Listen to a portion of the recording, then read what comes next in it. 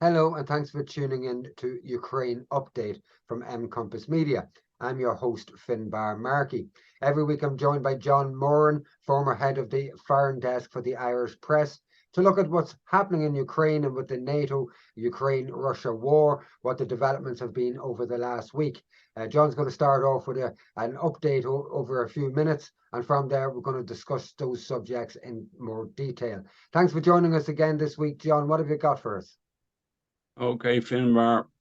Ukrainian officials have accepted responsibility for the attack on the Crimea Bridge on Monday, which left a young couple dead and their daughter seriously injured. It damaged one span of the bridge, which links Crimea to the Russian mainland. This is the second attack on the bridge after an earlier bombing in October, which also caused civilian deaths and closed the bridge for months. The Crimea Bridge, which is the longest in Europe, is seen by Ukrainians as a pet project of Russian President Vladimir Putin and consequently viewed as a high-value target. On this occasion, the damage was not as great as in October. The rail section and one side of the road were undamaged, leaving them still traversable. Though a prestige target for Kiev, the attack will have little or no effect on the conflict raging on the front lines in eastern Ukraine. Rather, the attack has been seen as a so-called, quote, spectacular event, unquote, aimed at taking attention away from the failing Ukrainian counteroffensive and the disastrous NATO summit in Vilnius, Lithuania. Soon after the attack on the Crimea Bridge, Russia launched 3 successive nights of fierce bombardments of the port city of Odessa and Nikolaev. Over the last 3 nights, most military and naval sites in Odessa were destroyed. These attacks were not a direct retaliation for the bombing of the Crimea Bridge, as they would have been planned long before that incident. However, they were a sign that the grain deal no longer protected these ports, according to a Russian spokesman. For their part, the Ukrainians destroyed a massive Russian army ammunition dump in eastern Crimea using a British Storm Shadow missile. They also launched a drone attack this morning on a civilian target in Crimea, killing a teenage girl. Fierce bombardment of Odessa and Nikolaev also emphatically marked the withdrawal of Russia from the Black Sea Grain Initiative, which had been signaled by President Putin for many months now. An important note here is that it is from Odessa and Nikolaev that ships laden with grain had been departing as part of the grain initiative. Announcing Russia's withdrawal, it said the safe sea corridor agreed on for shipping the grain had been used for attacks on Russian targets in the Crimea region. Russia also said NATO did not stand up its part of the agreement concerning Russian grain and fertilizer exports and insurance for its ships. An official statement by the Russian Ministry of Defense in connection with the termination of the Black Sea Initiative and the closing of the maritime humanitarian corridor said, starting this morning, quote, all vessels sailing in the waters of the Black Sea to Ukrainian ports will be considered potential carriers of military cargo. President Putin had criticized the vast amount of grain ending up in Europe and China, with only a tiny percentage going to poorer countries in Africa and elsewhere. Later, a Russian government spokesman said Russia would provide grain free of charge to countries that are most in need of it. Meanwhile, Poland yesterday threatened to close the border with Ukraine if the EU does not extend the ban on the supply of Ukrainian grain to Poland, which expires in September. On the front lines, fierce clashes are taking place along the many sectors in the eastern Ukraine. Kiev's forces are having some success on the southern flank of Bakhmut, Artyomovsk, where they've taken important heights overlooking the village of Klashivka. Should they take this vital village, it would expose the entire southern flank of Bakhmut to attack. However, Russian reinforcements have been rushed to the area for a counterattack. In Zaporizhia, just north of Robotynya, a large-scale Ukrainian attack using a column of tanks and heavy armored vehicles was beaten back after suffering heavy losses. In the northeastern province of Kharkiv, in the Kupiansk-Svatova region, Kiev reported a massive buildup of Russian forces preparing to attack. According to Ukrainian military spokesman Colonel Serhiy Shyavati, the enemy has concentrated a very powerful group consisting of more than 100,000 troops, 900 tanks, 550 artillery systems, and 370 rocket salvo systems. Russian news outlets have reported that its forces have advanced to within a mile of Kupiansk. Ukraine's forces are being rushed to the region to strengthen their defenses in the Kharkiv and Lugansk sectors.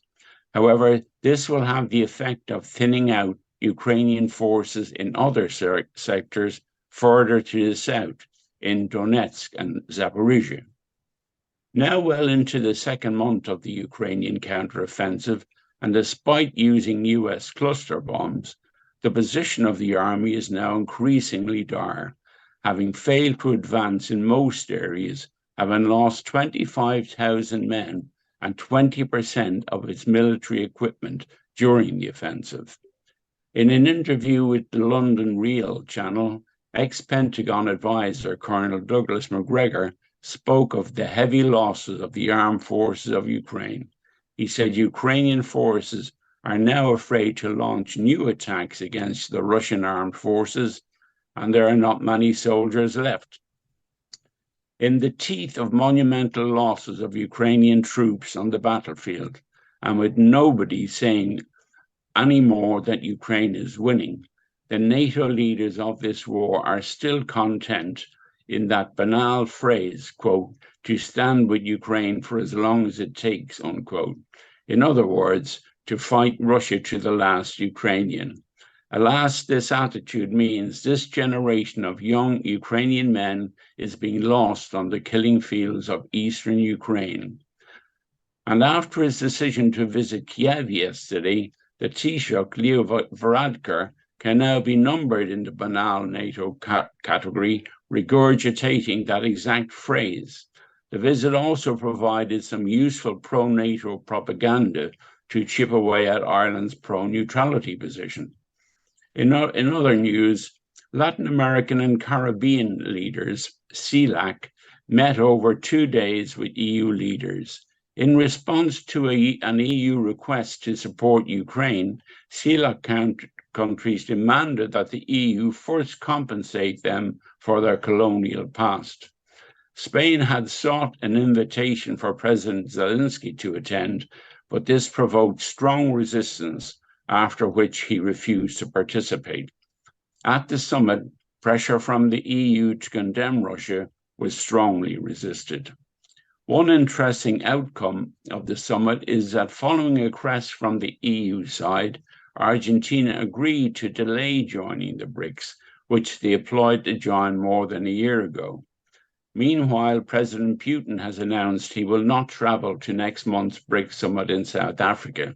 This move avoids any embarrassment for South Africa, which would come under attack from NATO countries due to the so-called ICC arrest warrant against Putin.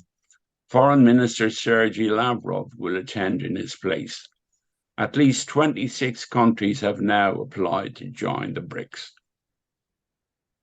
Finally, according to Politico, the EU intends to spend €20 billion on weapons and military training for Ukraine over the next 4 years. EU foreign ministers will consider this issue today in Brussels. That's great, John. Great overview. Let's talk about some of that stuff in more detail. We'll start off with the Crimea Bridge attack. Second attack on the bridge. The first attack disabled some lanes, took maybe 2-3 weeks to get the bridge back up and running again.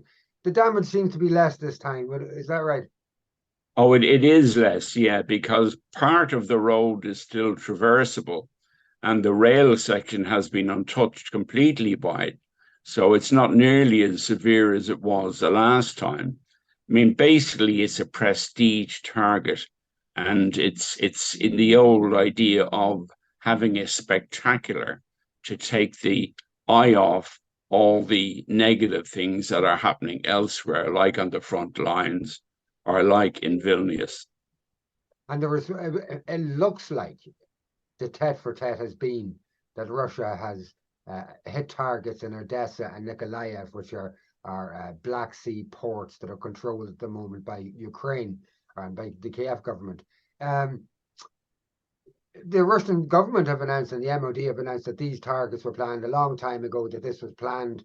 Do you think it is retaliation, or do you believe the MOD that it was planned? Well, it would have to have been planned quite some time ago. But however, it would have been with increased gusto that they launched these attacks. There's no doubt about that, because a Russian spokesman even mentioned that they were in revenge for what happened in the Crimea Bridge. Yeah, and reports are coming out that some of the infrastructure that would be necessary for the export of grain from Ukraine has been destroyed in these attacks. Is there? Have you seen any confirmation of that, first of all? And secondly, what impact does that have on the already non-existent grain deal? Because Russia has refused to renew it at the moment. But what impact do you think that will have on wider global markets and the requirement for grain exports from that region? Well, that remains to be seen. I know that the Russians have said that they would provide both cut price grain and free grain to the poorest of countries. So in that particular end of the market, it appears that they are covered. But it remains to be seen what further happens. They could easily get back to the negotiating table on this one, because it doesn't appear to be something that should stop the deal. President Putin has been arguing for months that the other side have failed to stand up their part of the agreement, and that some of his exports of grain and of other things have been blocked, which was not part of the agreement. And there's also a part of the agreement was to move towards unlocking the lock that has been put on Russia's main agricultural bank in terms of access to world markets as well. That's right. And as well, another issue was that Ukraine at times used the Black Sea to attack Russian forces, but a part of the deal was that that area would be neutralized in terms of the use of military. So there's multiple arguments being made by Russia. I did a little bit of research into this, John, over the week in terms of what that impact might have, and the difficulties that have existed over the last year in trying to create the infrastructure to ship grain to Europe and then via Europe to other countries, to the infrastructure which is dependent then on rail and on some examples on rivers such as the Danube and the Rhine. But this will have an impact, won't it, on the ability of Western countries to transport by rail military equipment into Ukraine if the rail system is being logged up with food transports, because the food transports are going right across there, also sometimes coming back in as well. So there is a possibility that this could hamper the use of the railway networks, which are being used very much at the moment to transport material. Would it be on the right track with that, or am I way off? Oh, that's absolutely correct. I mean, single actions can have other consequences. Like for example, the attack on the Crimea Bridge meant that a huge amount of traffic used the route through Zaporizhia back to the Russian mainland, and that clogged up all the military roads. And indeed, one Russian commentator was very, very worried that the period would be used by the Ukrainians to launch their major attack on Zaporizhia. Yeah. There's also the more wider global impact on food networks and the cost of food and the cost of living. it's usually African nations, Asian nations that suffer first. And I think Russia is publicly, anyway, making efforts and making statements that they're going to make efforts to try to satisfy the needs of African countries and Asian countries who normally are the first victims of global food shortages. If the grain doesn't get out, so we had a drop of 4% or just over 4%, an increase in 4% on grain share values just as the grain deal was officially cancelled and that hour struck midnight, as it were. I would have expected more shock to the markets. Now, I haven't been able to look over the last day and a half to 2 days to see the impact now. I think there might be a slowed effect. I think they were hoping that there'd be a last minute deal. You said that there are opportunities to sort the deal out. From what I can see, Russia doesn't seem to be moving on this at all. Well, they want the other side to stand up their side of the agreement. And if they do, the agreement is back on again. I mean, furthermore, there is no shortage of grain. By far, the biggest producer in the world is Russia. And the only thing that's stopping them is the ban on their goods. But again, the problematic for Europe in particular is, okay, so we've had our energy strangled, our main energy source from Russia. Now it appears our food source, because I was looking at the statistics, I was looking at the graphics, I was looking at the plans that have not manifested as was hoped. And by not being able to use the Black Sea to export to Europe, you're reducing the capacity to get grains and wheats and sunflower seeds and oils and all that into Europe by massive quantities. Some people are saying by 20, 30, 40%, because the cost to fly it would make it negligible. So trying to depend on these rail networks, which are falling apart in many countries. It is interesting that the European Union has just introduced a new plan for the integration of EU rail networks over the last month and a half. And it's kind of taken the control of rail networks away from sovereign state governments and placing them in the hands of the EU.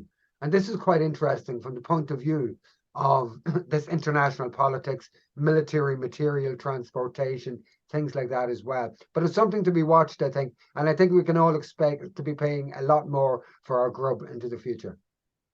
I agree completely. I mean, I wouldn't worry unduly about Europe not getting enough grain from Ukraine, because no one's going to starve in Europe. They can buy other goods. They can choose other things to purchase. It is those smaller countries, the poorer countries, I should say, where the difficulty lies. And if Russia is allowed, it will provide them with grain either free or at a very reduced price. And you would expect that if Europe could stop meddling in African affairs and maybe support proper development, that Africa should be able to supply a lot of its own food as well. But I guess that's a whole other topic. In terms of the battlefields itself, John, it's this toing and froing again. You were mentioning about I won't even try to say it. I'll read it. Yeah, Klishivka. And yesterday I seen two announcements. The first announcement from the same source to say that the Ukrainians had taken some heights there and that it was a very positive development for them in that area. And by evening, the Russians appear to be on the brink of, if not having taken it back again. So it's this toing and froing, but the figures that I've seen for Ukrainian killed in action over the last 48 hours in particular have gone from one, normally when you're looking at the reports, one area, there'll be an MOD report, a Russian MOD report. The Ukrainians don't announce this information, but a Ukrainian MOD report, usually 50, 100, maybe 150 at the most killed, 150 being a high number for an area. I'm seeing figures of 4, 5, 6, 700. Yeah. For small areas, for a few fields. It's madness. Oh, they're huge. I mean, essentially what has happened is the Bakhmut meat grinder has been extended to other areas along the front, because what's happening is it is a counteroffensive, and the Americans want this. They want this counteroffensive, so the Ukrainians have to do it. And unfortunately, they're losing terrible amounts of people. Some of the images that you see of fields full of people is just beyond belief. It's very hard to stick with it, you know. And I don't think the people in the so-called West in Europe and the United States, they're not getting any of this. They're not being shown any of this via their media. No, I mean it's all just presentations and shows, with Mr. Zelensky shaking hands with 10 different people every day and nodding his head. It's a performance, unfortunately, because meanwhile back at the ranch, a generation of Ukrainian boys are dying in the fields of eastern Ukraine. And just in terms of a performance, just as an example of that, you mentioned earlier that the Irish Taoiseach, which in international equivalent would be the Irish Prime Minister, made a surprise visit to Kiev today. And in that surprise visit, it was reported by the public broadcaster that's paid for by the taxpayer, that's in big trouble for numerous reasons at the moment in Ireland. It was reported on their website that the Taoiseach had visited embattled Kiev, suggesting that there was this high drama and this need for dramatization. He was wearing a suit and walking around the place. It certainly didn't look like somewhere that was embattled at all. Did you note that yourself, John, that this attempt to try to sex up the visit to Kiev? Well, it could have been worse. When Joe Biden arrived, the first thing they did was they started the air raid siren, and there was all people running around the place as if Joe was after walking into Hades or something. It was, again, performances. That's what these are. Yeah. Nothing more. And I'm sure Joe was thinking that was just his hearing aid going or something, or something like that. You mentioned CELAC, the South American organization meeting up with the EU. So this is the consolidation of the coalition of South American leaders. Some of them certainly not in agreement with others, but they come and they meet through this CELAC platform. They met up with their EU counterparts, as sort of said, in the main, the unelected leadership of the EU, such as von der Leyen and people like that, over the last few days at this conference.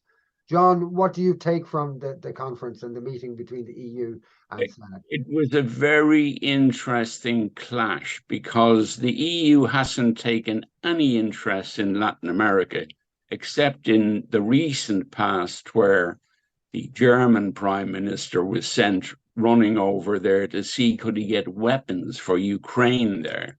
And he was sent home with a flea in his ear because they have a different view of the world there. They have been colonized by European countries over the centuries, and they don't have a positive view of Europe. So when the European leaders sought support for Ukraine, the first thing they were reminded of was their colonial status and that reparations should be paid. It was, as Borrell said, I think von der Leyen and Borrell, they went to visit the jungle, as they would describe it themselves, and going to South and meeting South and Latin America. But that's the way they view it. I'm sure von der Leyen sees all these people as people from the jungle, And I think in terms of the balance of political persuasion in CELAC at the moment, it would appear to be centre-left, and in some cases quite left, or these days I prefer to use the term people-orientated, because left has been bastardized and hybridized to such a degree. Yeah.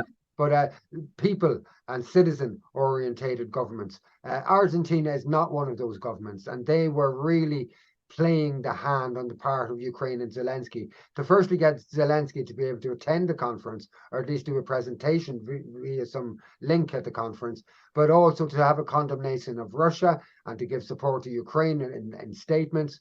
There was massive pushback from the membership of CELAC against that. They didn't. Argentina and Ukraine and NATO didn't get their way at all at that meeting. In terms of where CELAC stands now, we see Pan-African attempts to develop a peace process in Ukraine and negotiations. We see South American attempts, potential attempts to do the same as well. Is there potential for the third world, as we used to call them, third world countries, to actually be the saviors of the so-called first world, as we used to call it here, in terms of this war? Because this war could go nuclear. It's in everybody's interest, African, South American, everybody's. But is there really a potential for the rest of the world to force a peace onto NATO and Russia? Well, yes. I mean, there's a if there was pressure coming from the global south and that there would be an open ear in Moscow to whatever they have to say.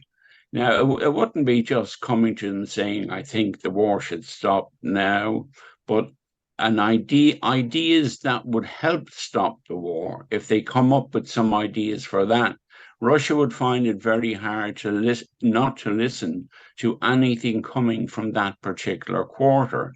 So it would be very useful in that sense.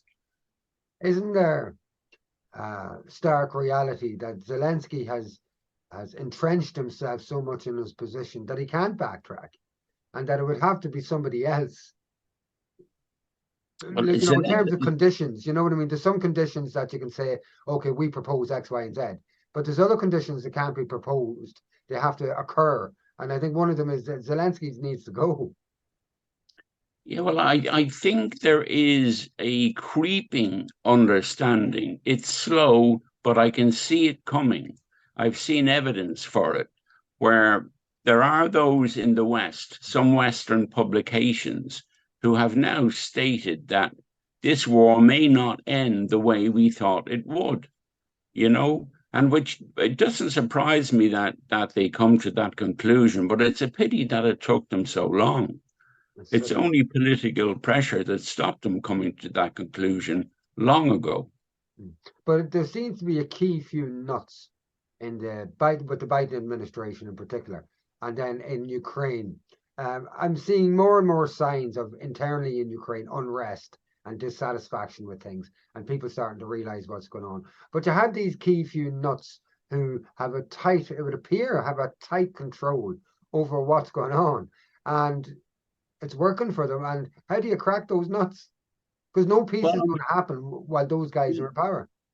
Unfortunately, while people are uttering the banal phrase, we stand with Ukraine until the end kind of thing, if they keep saying that, and that slogan is supposed to represent something, it does nothing of the sort. What that means is that every day, hundreds and hundreds of young men will die on those fields. Every day. And it's bordering on some days recently have been over 1,000. It has. And you add up all those key figures that have been released and say that's actually well over 1,000. Yeah. But there is no interest in that for some reason. There is no interest in the amount of people that are dying. There is in Ukraine, because I've seen there have been fightbacks on the street of groups of people who are resisting the grabbing of the press ganging of individuals on the street. I saw one earlier on today where a crowd of people, mostly women, stopped these people from doing it and chased them away from the area. It's clear that something has happened in Ukraine with that, and it's because, I think, of Western programs. Like we're not going to claim to be a major program with major reach, but other programs and ourselves, so many of us around the world sharing the videos, those conscription videos, because I've seen a few recent videos over the last week in which people have been shouting at the conscription things about what they're allowed to do, teams, what they're allowed to do and not allowed to do, and that they haven't done this properly, X, Y, and Z. And they're arguing back saying, okay, I know when we go away, when they know they're on camera. A few weeks ago, they weren't so sensitive. They didn't give a damn whether there's a camera there or not. So sharing these videos at an international level is having an impact because it's causing international embarrassment on Ukraine. And the bottom line is, like I see when I go through Telegram and I watch Ukrainian and Russian Telegram channels, and the Russian ones, some of them would be very crude, to be honest with you, and would be celebrating when X amount of Russians are taken out. And maybe when you're in war itself, That's the way you need to be if you want to win the war, you know. But it's from my viewpoint in Ireland, it appears quite crude. And it's not, these people that are being sent here do not want to be here fighting the Russians, the majority that have been sent to the front lines. They don't want to be there. And I'm not celebrating them being taken out in any way, or any side being taken out in any way, because I understand that they are victims too of this horrible, horrible mess. And the best thing we could do at this stage, and I've no doubt that all those young lads in the front will be delighted if we could, is to call for peace. Is to make that call. We are neutral, and no amount of trying to twist our arms to change our mind will change that. That's not part of our culture. So I think if we did make some stands to call for peace, to offer ourselves as mediators, as honest brokers, something along those lines, I think would be the moral position for Ireland to take now. But Ireland has handed away its foreign policy to the EU, and the EU is working on, it would appear from political, as you said earlier, are working on a 20 billion 4-year package to continue to arm Ukraine. So Ireland, whether it's Ireland, France, Spain, they don't have control of their foreign policy anyway. They've got puppets in place who are just enacting EU directives, and the actual treaties sign away our right to have an independent foreign policy, and they put it in the hands of the likes of Borrell, you know. So it's great to call for peace, but that 20 billion package, is that the end of it, John? Because it looks like all this money. I mean, there was another 50 billion package that they were talking about, and the problem is that if they continue with this war, if they don't stop this war, there will be no Ukraine to invest in. It'll be a Russian territory. That's the only way this will end. And not only that, when we look at, for instance, at a wider European level, German stats are just terrible at the moment, especially industrial production stats. They're dropping constantly. And I'm seeing more and more headlines in mainstream Western media using the phrase deindustrialization when they're talking about Germany. And so whether they mention every reason, every possible reason, except the actual obvious reason that Germany no longer has access to cheap Russian fuel, cheap Russian materials, and things like that. And that's having its secondary impact on the rest of Europe, because Germany was always known as the powerhouse of Europe. In Ireland and places that depend on financial markets, the financial markets have been decimated as well. And because of this, we see in Ireland an 8% drop in GNP. We see a realistic economy in Ireland to a value of 200 billion on paper. Because of the fakery of investment and hedge funds and all this kind of jazz, it looks like Ireland's economy has a value of over 400 billion. The reality is it's 200 billion, and from GNP figures, it's dropping, and it's dropping on a daily basis. And that's a reflection of what's happening in the global currencies the global markets. And when you read about it in the West and mainstream media, every reason is given except the actual reason: this war in Ukraine. Yeah. That's where we're at. You know, nobody wants to say anything about the war being a problem. You know, we're with Ukraine for as long as it takes. You know, that's all you have to say. John, thanks for joining. Unfortunately, I think that will be one of the phrases we remember when we look back on it, that caused this war to go on for far longer than it should have. Closing down criticism of the war, which they did from day one. That allowed this war to continue. That allowed all these deaths to continue, unfortunately. And isn't there a danger? The EU have actually introducing a new media policy, which is coming into place in August, the social media policy, which I fear is really, really going to shut down criticism of you. Already you have laws in Germany and other EU member Eastern European countries that would forbid what they call the promotion of the Russian cause and things like that. But in reality is actually fair and balanced reporting of what's going on. This new EU directive, you know, if you look at the new Irish hate speech laws, although people are focused on the whole identity aspect of that, there's also a war crimes aspect of that as well. That it'll be a hate crime to minimize war crimes. So we see the claim of war crimes being used almost on a weekly basis in Ukraine without actual being established or without a proper validation.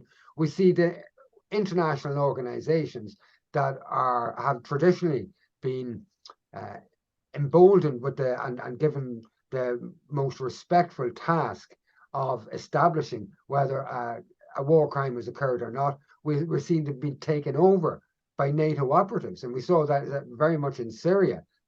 So with this happening, where are we heading to? Well, the war is going to go on, unfortunately, and until it becomes so obvious to everyone that the horror has become too much to bear. And we're not there yet, unfortunately. But isn't the point that it looks like we're being given less and less opportunity to actually see what's happening?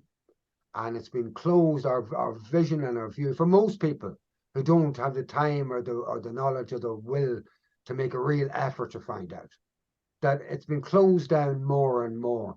And it allows this war to go on. But I suppose it also allows the war to end and everybody to be told it's still going on. But that's unlikely to happen. But my overall point is, I think, that with the increase in laws right across Europe, which is shutting down media, social media, which is shutting down discussion and debates, just as the Irish hate speech law, it looks like very soon, myself and yourself as an example, won't be able to have these conversations on social media because we'll be taken off air, or we'll actually be criminals. That we're actually, in Ireland, we'd actually be criminals if we argued that a particular alleged war crime maybe didn't happen.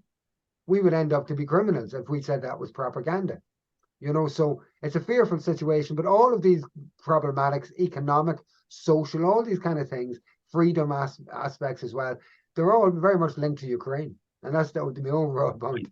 Yeah, you peace people, you're all pro-Putin, you know, all of this nonsense. Yeah. And I think people are going to be shut down more and more. Anyway, that's us for this.